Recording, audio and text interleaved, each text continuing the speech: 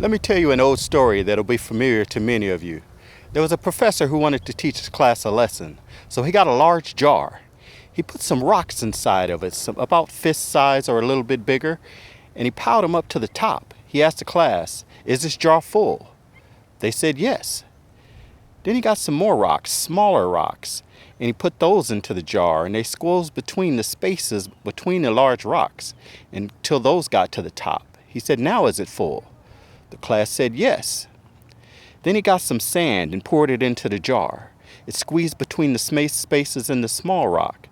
Then he said, "Now is the jar full?" A few of the people said yes, the others were reluctant to answer. Then he got some water and poured it into the jar and filled it up to the top. He said, "Now it's full." He said, "What does that show us about time management?" One of the students raised their hand. It said, "It shows us that no matter how much you got on your plate, you could always squeeze in a little bit more."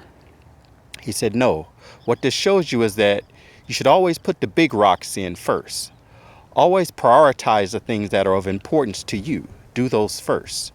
So take what's important to you and put that into your calendar, whether that's serving God, whether that's your finances, your family, whatever it is that's most important to you, prioritize that first and let everything else fall through as it may.